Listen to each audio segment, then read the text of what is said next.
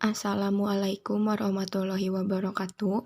Pada kesempatan kali ini, kami dari kelompok 5 akan mempresentasikan hasil diskusi mengenai Tourette disorder.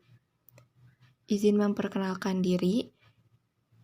Yang pertama ada Putri Hasnah dengan NIM akhir 080, Danisa Audina dengan NIM akhir 081, Yolanda Elmitia Putri dengan NIM akhir 096, Muhammad Kashfi dengan NIM akhir 108, Talita Najwa Maulida dengan NIM akhir 110, dan yang terakhir Numan Amanullah dengan NIM akhir 225.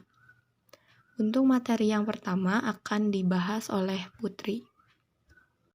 Baik, di sini saya akan menjelaskan tentang sindrom Tourette, di mana gangguan yang membuat penderitanya melakukan tik, yaitu gerakan atau ucapan berulang yang di luar kendali. Kondisi ini biasanya dimulai di usia 2-15 tahun dan lebih umum terjadi pada laki-laki daripada anak perempuan. Atau sindrom Tourette ini adalah gangguan perilaku perkembangan araf kejiwaan psikoneurogenebehavioral disorder berbasis neurotransmitter, dicirikan oleh aksi tak disadari, berlangsung cepat, bersifat genetik, diwariskan dengan Usher di masa anak, dan memiliki pola tik vokal motorik yang menatap dan menahun. Sindrom Tourette merupakan gangguan neurodevelopmental neuropsikiatrik dengan dasar neurogenetik. Sindrom Tourette disebut juga Tourette disorder atau Gilles de la Tourette syndrome. Selanjutnya ada faktor risiko sindrom Tourette, di mana yang pertama riwayat keluarga. Memiliki riwayat keluarga sindrom Tourette atau gangguan tik lainnya dapat meningkatkan risiko mengembangkan sindrom Tourette. Yang kedua, jenis kelamin. Lelaki sekitar 3 sampai 4 kali lebih mungkin dibandingkan perempuan untuk mengembangkan sindrom Tourette-nya. Selanjutnya ada penyebab. Hingga saat ini belum diketahui secara pasti apa penyebab dari sindrom Tourette. Namun, terdapat dugaan bahwa sindrom ini berkaitan dengan beberapa kondisi seperti yang pertama, kelainan gen yang diturunkan dari orang tua, yang kedua, kelainan pada zat kimia otak atau neurotransmitter, dan pada struktur atau fungsi basal ganglia, yaitu bagian otak yang mengontrol gerak tubuh. Yang ketiga, gangguan yang dialami ibu selama masa kehamilan atau saat melahirkan, seperti stres dalam masa kehamilan. Gejala-gejala sindrom Tourette. Yang pertama, gejala utama TS adalah tics, yaitu gerakan atau vokalisasi yang mendadak dan berulang-ulang. Gejala bervariasi dari ringan hingga berat dengan memenuhi kualitas hidup pengidap.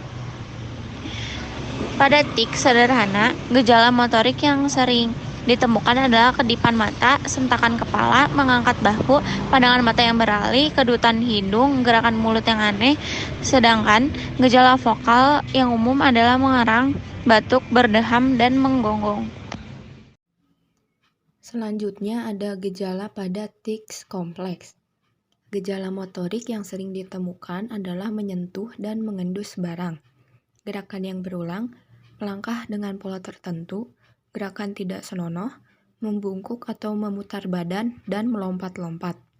Sementara itu, mengulang kata-kata orang lain, menggunakan kata-kata kasar, dan mengumpat menjadi gejala vokal yang mudah untuk diperhatikan dari pengidap. Lalu, kapan sih harus ke dokter? Segera melakukan pemeriksaan ke dokter jika anak Anda menunjukkan gejala atau tanda-tanda tics. Namun, perlu diketahui bahwa tics tidak selalu menandakan sindrom Tourette. Tidak sedikit anak yang menunjukkan tics, tetapi hilang dengan sendirinya setelah beberapa minggu atau bulan diagnosis. Diagnosis sindrom Tourette. Untuk menegakkan diagnosis Tourette syndrome, ada 3 ciri khas yang sering muncul, yaitu tik multiple, berkata jorok atau koprolalia, dan lata atau suka membeo atau ekolalia. Kriteria yang dipakai secara internasional adalah Diagnosis and Statistical Manual of Mental Disorders. Lalu di sini ada contoh dari ciri tersebut, yaitu onset sebelum usia 18 tahun. Lalu yang kedua, tik vokal dan motorik multiple berkali-kali hampir setiap hari atau sebentar-sebentar berlangsung lebih dari 1 tahun. Selama itu tak ada periode bebas tik selama dari 3 bulan berturut-turut. Tik tidak harus berlangsung bersamaan. Lalu yang terakhir, gangguan bukan karena efek fisiologis langsung judge seperti stimulan atau kondisi medis umum seperti penyakit Huntington, encephalitis postviral. Lalu di sini ada pengobatan Tourette syndrome. Yang pertama ada neuroleptik. Penyedia layanan kesehatan mungkin merekomendasikan neuroleptik untuk sindrom Tourette. Neuroleptik adalah obat yang membatasi aktivitas dopamin di otak. Dopamin adalah bahan kimia yang dapat meningkatkan tik. Lalu ada psikoterapi. Terapi perilaku kognitif bertujuan untuk melatih kesadaran pasien sindrom Tourette agar dapat mengontrol tik. Terapi ini juga dapat mengatasi kondisi lain yang terkait dengan sindrom Tourette seperti ADHD dan Obsessive Compulsive Disorder atau OCD. Dalam sesi psikoterapi, terapis juga dapat menggunakan metode bantuan seperti hipnoterapi, meditasi, serta teknik pernapasan. Pengobatan juga dengan dukungan untuk penderita sindrom Tourette. Penderita sindrom Tourette umumnya memiliki masalah saat harus berinteraksi dengan orang lain. Dengan itu, tingkatkan kepercayaan diri anak, misalnya dengan mendukung kegiatan yang dia pilih atau saat bermain dengan temannya. Tempatkan anak dalam lingkungan belajar yang kecil atau les privat, agar bisa berkembang lebih baik dan ikuti kelompok dukungan atau support group yang sesuai dengan kebutuhan anak. Komplikasi. Orang dengan sindrom Tourette sering menjalani kehidupan yang sehat dan aktif.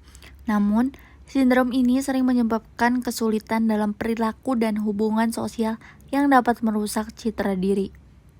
Kondisi yang sering dikaitkan dengan sindrom Tourette meliputi yang pertama, Attention Deficit Hyperactivity Disorder atau ADHD. Yang kedua, ada gangguan obsesif kompulsif OCD. Yang ketiga, gangguan spektrum autisme. Yang keempat, mempelajari ketidakmampuan. Yang kelima, gangguan tidur. Yang keenam, depresi. Yang ketujuh, gangguan kecemasan. Yang kedelapan, nyeri yang berhubungan dengan tics, terutama sakit kepala. Yang kesembilan, masalah manajemen kemarahan. Sosial dan emosional. Stigma dan persepsi yang salah. Nah, jadi orang lain mungkin kurang memahami itu biasanya ketika ada seseorang atau melihat seseorang yang mengidap sindrom Tourette itu biasanya tertawa, menganggap bahwa sindrom itu adalah lelucon, atau mungkin dia marah karena menganggap bahwa sindrom Tourette ini sebuah gangguan untuk mereka. Kemudian stres dan kecemasan sosial atau kekhawatiran akan munculnya tik di tempat umum. Nah, jadi karena penyakit ini datang secara mendadak, membuat mereka stres dan cemas dan dapat berdampak buruk pada kualitas hidup mereka yang mengidap. Kemudian kesulitan sosial. Nah, jadi orang yang mengidap penyakit ini, mereka memiliki perasaan malu atau khawatir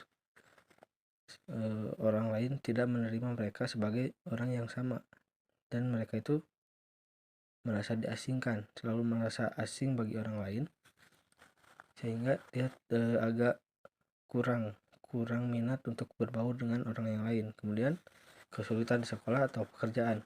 Nah, kesulitan di sekolah atau pekerjaan, orang yang mengidap penyakit ini biasanya mereka kurang fokus dan tidak bisa mengikuti, atau mungkin